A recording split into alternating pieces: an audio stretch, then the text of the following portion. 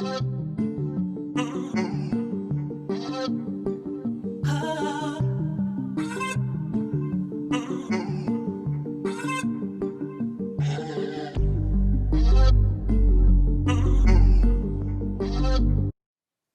with the Cursed Bloodline, Generation Hex. I had one great love, now gone, who I thought would forever haunt me.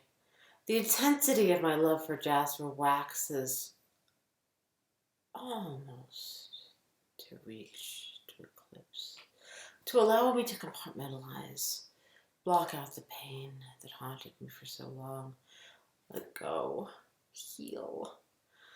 My first wife's spirit is finally at peace. I am released from the gilded cage of grief. She is free to fly off to the afterlife, having watched over me for a decade with invisible, undeniable presence. I used to hear her ghost voice still in my mind when I switched up my antipsychotics periodically. I no longer do. If sleep deprivation still escalates auditory hallucinations, I cannot sense or hear her anymore. It's almost strange. Napping on the couch, I used to hear my dead first wife's small voice singing to me, "Go to sleep, go to sleep, go to sleep, little watch. May your dreams fill your heart with the memory of love. May the moonlight embrace me, the sunlight surround you. May you always remember our memory of love." I would hear this whenever I lay down on that couch and thought of her. Fitfully, I sleep on the couch. When I wake, it is 9:30. Almost time for my 10 a.m. grocery delivery. Living as a recluse, as I have been for years, in a world not safe for me as a mentally ill, disabled person, well, as of July 2019, when I wrote this essay, it was working out. So I had ordered my usual haul online at 4 a.m. Bakery molasses cookies and cinnamon rolls, a tall case of energy drinks, a few extra double shots, Rockstar Recovery and Hydration tall cans, mixed nuts, salami, string cheese, bulk almonds, grapes, and red Honeycrisp apples. They just taste better up here in the Wild West. Oh, and then the Chobani Blackberry on the bottom yogurt, 10 for $10. And San Francisco's flagship ice cream sandwich, the It's. A couple boxes of cappuccino and mint ice cream sandwiches. I don't exactly eat real food, I just sort of graze like a deer.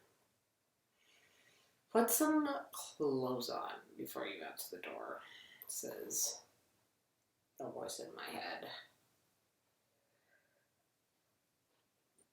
I put on black skirt, black flats, black tank top reading, "They Can't Burn Us All." The usual makeup to make myself look,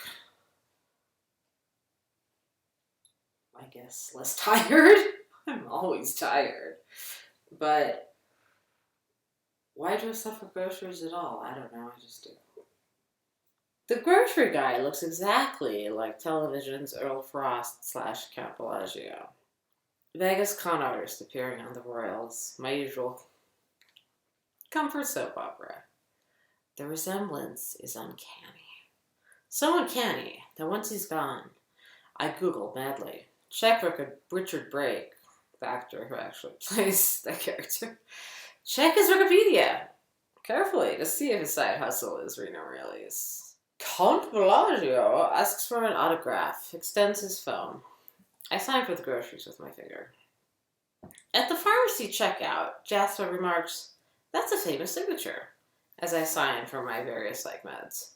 She adds, "I want to get that tattooed on my body." Nervous laughter from the two young clerks who share a first name, white girls with long blonde hair. I don't know which one I called little bitch a week into a Klonopin withdrawals. I do get intense when my life is on the line. I regret this, and over the phone I said, little bitch, figure it the fuck out so that my meds are on my doorstep by this afternoon. Karen, yeah, Karen is my middle name. Sorry about it. Blondie here, and indeed, dear, I'm so sorry, but in tears, apparently having never been spoken to this way, she canceled my prescription, sent them back, so they'd never be filled. If I didn't raise further hell, I'd die. Bedbound, skin swarming with invisible insects, disintegrating rapidly. This is usual. When I'm unmedicated, I lose the ability to speak, bathe, get out of bed.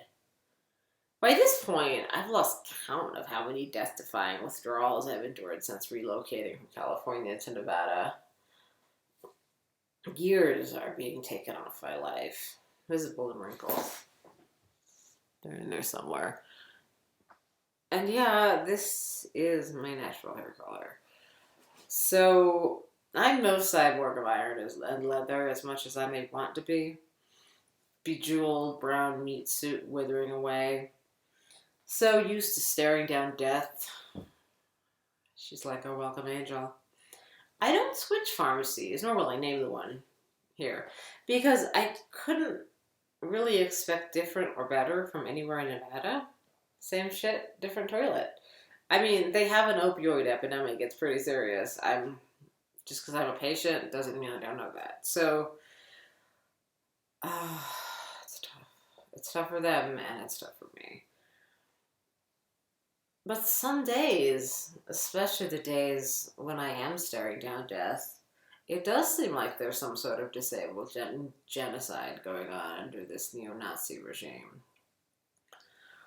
I read the comment section of the Reno Gazette Journal on an article on assisted suicide for the disabled. Yeah, you should never do that. So according to my local friends and neighbors,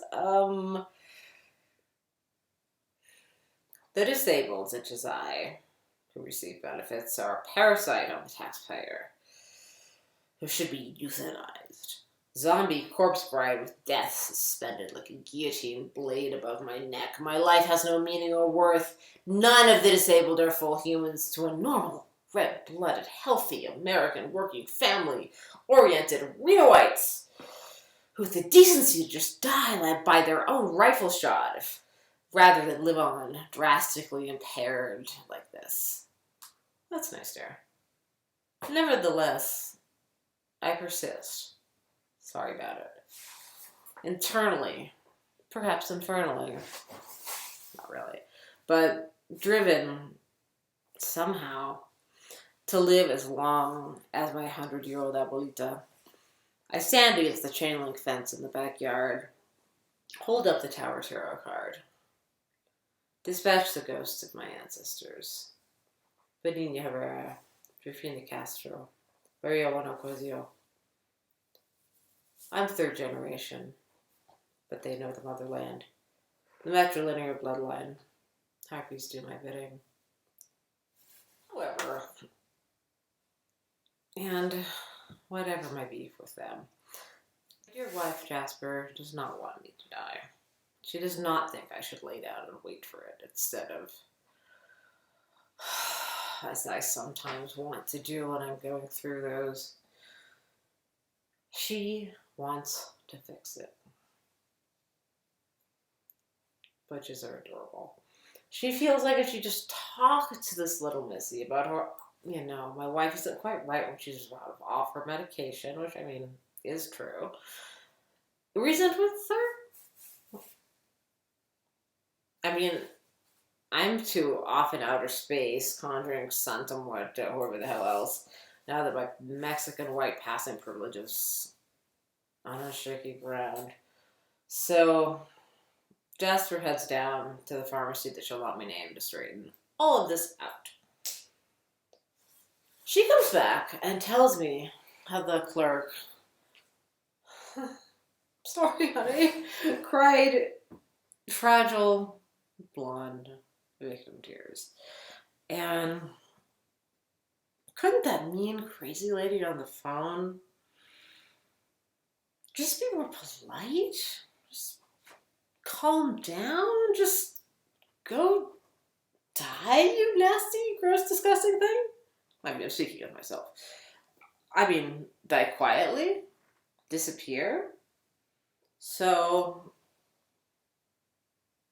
she could have a moment of peace with her jewel and her cup of coffee? I mean, cry me a fucking river, I say to Jasper.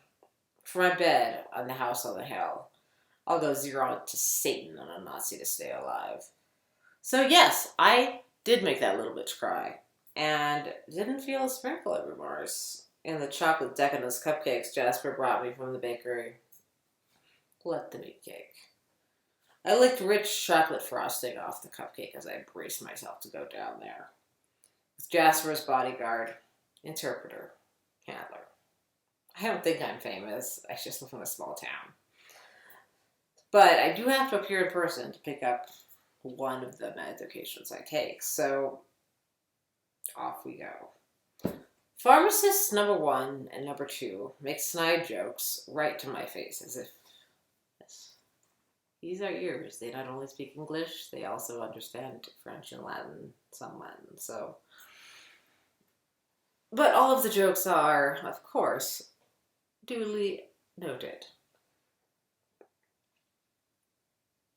Jasper responds jovially, as if mocking a disabled widow's death throes, which was what was happening up here, is gosh darn thigh-slapping hilarious. Her gregarious down-home advocacy, my darling, saves my life, so maybe I shouldn't be so implicit. But I hear the mocking little jabs by this matching set of fertile wombs. Unaware of birth control, so I've heard. Nevada, you might want to get on that sex ed program. So, of course, because I'm pretty much out of options, Maledictus tum primogenitum is my next play. Curse upon their firstborn. The voices in my head silently scream the hex. It pounds in my bloodstream. Ooh, spooky. Jasper's calming presence, however, keeps me in no affect submission. Proper. In the silent survival mode I have learned is necessary in this strange land. I hand the accursed Doublemint twins money for my disability check to pay for the meds. Leave by the front glass doors. This is recorded by the blackball surveillance cameras above. It is so hard for me to function in the outside world. It is so hard for me to even leave this property. I prefer the page or the screen, where audience cheers of victory, where a witch fighting for her life is high-stakes, maleficent fanfic,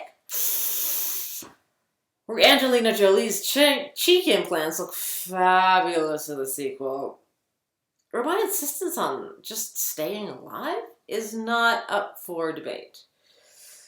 When does this get a Netflix series? Invocation Malam. Use your words, I remember from childhood asphalt. Back at home, I take my prescribed allotment to keep me alive for another day.